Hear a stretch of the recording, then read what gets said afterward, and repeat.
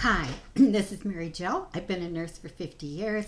I lost over 100 pounds as a postmenopausal woman and reversed all chronic disease in my life.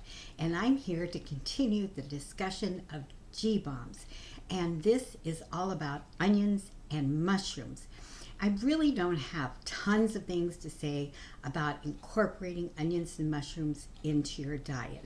So I got to thinking about, breakfast. How would you do that at breakfast?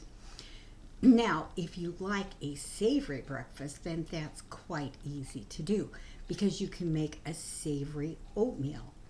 Just make your oatmeal, put in some turmeric, nutritional yeast, seasonings that you prefer, maybe a little pepper, or if you want a little pizzazz, some cayenne or chipotle, depends on your personal preferences. And steam some veggies, and you can add onions. Now, if you're going to steam onions, or let's say you want to add them to a soup or stew, then what you should do is take your onion.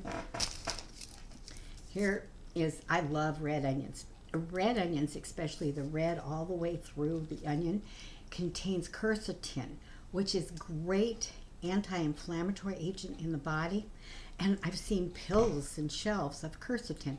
Well, why take a pill that may or may not work when you can eat the onion instead? Now, maybe that's a little intimidating, but a slice of this bad boy on whatever it is you're eating will become absolutely delicious. Or slice them up. I always slice up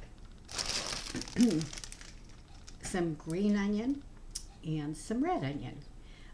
Like I said, the green onions or scallions have all the benefits of onions and the benefits of greens. Oh my gosh, that's just too much fun for any one person to be able to have. So I will cut this into pieces and put it into my little ninja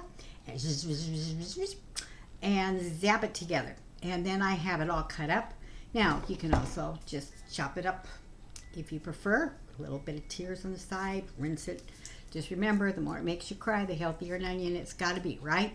So I would make a savory oatmeal with this, a savory quinoa for breakfast. For any lunch like salad, cut it up, put it on the salad.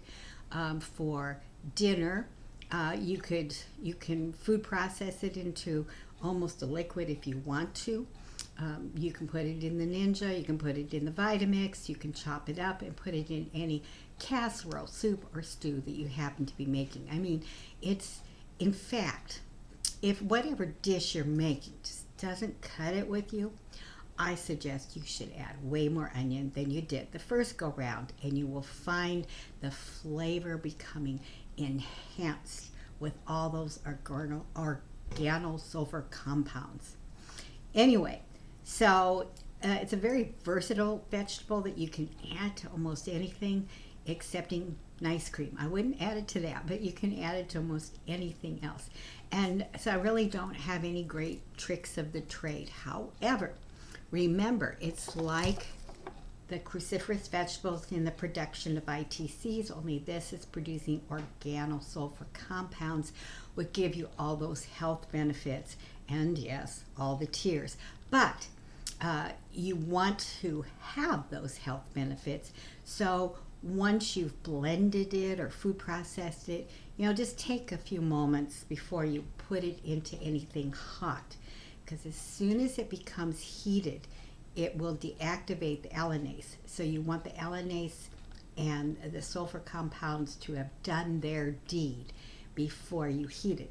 Now, of course, there's another way of handling this. If you're concerned that you have a cooked dish and you're wanting to ensure you have enough organosulfur compounds or enough ITCs, all you have to do is add some of the raw vegetable to the cooked vegetable, because you still have all those sulfur oxides inside the cooked vegetable and in the raw vegetable, and now the raw vegetable is adding more of the enzyme. And you could do the same thing, and it's a good idea to do the same things with greens and cruciferous vegetables. Now, I get this baby arugula, and it's small and easy to work with, so I oftentimes will make some sort of heated dish, and then I'll throw some into my bowl. I'll put my soup, stew, casserole in my bowl, but I'll also put in some raw arugula because to me it's easy to do it that way. Maybe stir that up into it and get some more of those enzymes that are so health promoting to do their job. Another interesting sideline is that a healthy microbiome actually makes some of the myrosinase, so that will help any glucosinonate coming down the pipes, if you will, to be activated into ITCs for your betterment. And so onions are similar in relationship to activating organosulfur compounds. Mushrooms. The thing about mushrooms is I personally believe you should cook them at least a little bit to deactivate the gelatin within them, just to ensure there is not a negative component or a toxin being utilized. I have found at Whole Foods packages of frozen mushrooms that contain cremini white and shiitake, and I love to use those for all sorts of recipes. This is something I also really love, and it makes a great mushroom soup. Forest mushroom blend, you can probably read, though it's not my intention to advertise, but I get this from the Dr. Furman website. I think it's $20-some. Don't quote me on that. And you can put it in hot water for 30 minutes and it's good to go. Now you could probably pour it directly into a soup or stew or casserole if you wanted to. The thing I'm concerned about is that sometimes there's a little grit in here along with the mushrooms. So I like something that at least rinses the mushrooms. So do you have to fully reconstitute the mushrooms in 30 minutes to use in a soup or stew? Of course not. But I still think it's a great idea to at least rinse them before you add them to your soups and stews. But the fluid in the soup and stew is going to reconstitute it, so you really don't have any problems. Gives it a very deep, hearty flavor. It can give it a meat-like texture that a lot of people will really like. So anyway, those are about it. I don't have a lot of extra ideas, but once again, they can be added to anything. Now, I have a daughter who thinks mushrooms are awful, and she really needs the anti-cancer effects of the mushroom. She doesn't have cancer, but she has had a very unhealthy lifestyle in some ways. So as her mother, I want to protect her.